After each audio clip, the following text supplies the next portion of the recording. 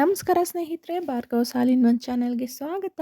ಇವತ್ತಿನ ವಿಡಿಯೋದಲ್ಲಿ ಶಾವಿಗೆ ಬಾತನ್ನು ಮಾಡ್ತಾ ಇದ್ದೀನಿ. ಇದನ್ನು ಶಾವಿಗೆ ಉಪ್ಪಿಟ್ಟು ಅಂತ ಸಹ ಹೇಳ್ಬೋದು.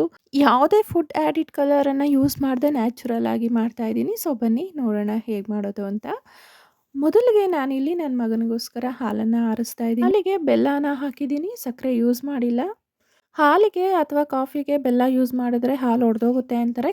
ಆದರೆ ಕರೆಕ್ಟ್ ಮೆಥಡಲ್ಲಿ ಯೂಸ್ ಮಾಡಿದ್ರೆ ಹಾಲೇನು ಒಡೆದೋಗೋದಿಲ್ಲ. ನನ್ನ ಮಗ ತುಂಬ ಚಳಿ ಇದೆ ಅಂದ್ಬಿಟ್ಟು ಬೆಡ್‌ಶೀಟು, ಟವಲ್ಲು ಎಲ್ಲದನ್ನೂ ಗುಬ್ರು ಹಾಕ್ಕೊಂಡು ಕೂತ್ಕೊಂಡಿದ್ದಾನೆ ಪಾಪಚ್ಚಿ.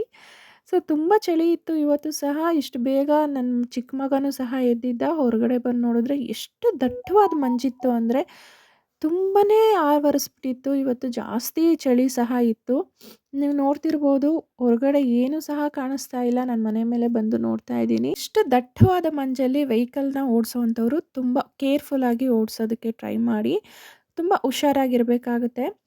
ಸೊ ಇವತ್ತು ಶಾವಿಗೆ ಉಪ್ಪಿಟ್ಟನ್ನು ಮಾಡ್ತಾ ಇದ್ದೀನಿ. ಶಾವಿಗೆ ಬಾತ್ ಅಂತಾದರೂ ಹೇಳ್ಬೋದು. ನಾನಿಲ್ಲಿ ಶಾವಿಗೆನ ತೊಗೊಂಡು ಹುರಿದಿಟ್ಕೊಂಡಿದ್ದೀನಿ. ತರಕಾರಿಗೋಸ್ಕರ ಒಂದು ಸಣ್ಣ ಕುಕ್ಕರಲ್ಲಿ 1 ಕಪ್ಪಷ್ಟು ಬೀನ್ಸನ್ನು ತೊಗೊಂಡಿದ್ದೀನಿ. ಸಣ್ಣ ಸಣ್ಣದಾಗಿ ಹಚ್ಚಿಟ್ಕೊಂಡಿರೋವಂಥ ಕ್ಯಾರೆಟು, ಒಂದು ಸ್ವಲ್ಪ ಬಟಾಣಿಯನ್ನು, ಹಸಿ ಬಟಾಣಿಯನ್ನು ತೊಗೊಂಡು ಉಪ್ಪು ಹಾಕಿ ಬೇಯಿಸ್ಕೊಳ್ತಾ ಇದ್ದೀನಿ. ಜಸ್ಟ್ ಇದೊಂದು 1 ವಿಸಿಲ್ ಬಂದರೆ ಸಾಕು. ಹಾಗೆ ನಾನು ಎಣ್ಣೆ ಹಾಕ್ಕೊಂಡು ಒಂದು ಬಾಣಲಿಗೆ ಸಾಸಿವೆ, ಜೀರಿಗೆಯನ್ನು ಹಾಕ್ಕೊಂಡು ಒಗ್ಗರಣೆ ಮಾಡ್ಕೊತಾ ಇದ್ದೀನಿ. ಹಚ್ಚಿಟ್ಕೊಂಡಿರೋವಂಥ ಈರುಳ್ಳಿ, ಟೊಮೆಟೊನ ಹಾಕಿ ಬಾಡಿಸ್ಕೊತಾ ಇದ್ದೀನಿ. ಇದಕ್ಕೆ ಹಸಿಮೆಣಸಿನ್ಕಾಯಿ ಸಹ ಹಾಕ್ಕೊತಾ ಇದ್ದೀನಿ.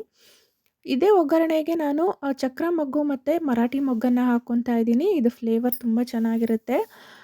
ಹಾಕ್ಕೊಂಡು ಚೆನ್ನಾಗಿ ಕುದಿಸ್ಕೊತಾ ಇದ್ದೀನಿ. ಹಾಗೆ ನೀರನ್ನು ಹಾಕ್ಕೊಂಡು ಕುದಿಯೋದಕ್ಕೆ ಇಡ್ತಾ ಇದ್ದೀನಿ. ಇದಕ್ಕೆ ಸ್ವಲ್ಪ ಕೊತ್ತಂಬರಿ ಸೊಪ್ಪು ಹಾಗೆ ಉಪ್ಪನ್ನು ಹಾಕಿ ನೀರನ್ನು ಕುದಿಸ್ಕೊತಾ ಇದ್ದೀನಿ. ನೀರು ಕುದೀತಾ ಇರಬೇಕಾದ್ರೆ ಶಾವಿಗೆ ಹುರಿದಿಟ್ಕೊಂಡಿರೋವಂಥ ಶಾವಿಗೆಯನ್ನು ಹಾಕ್ಕೊಂಡು ಬೇಯಿಸ್ಕೊಳ್ತಾ ಇದ್ದೀನಿ.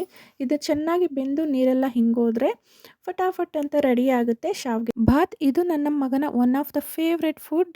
So thank for the watching.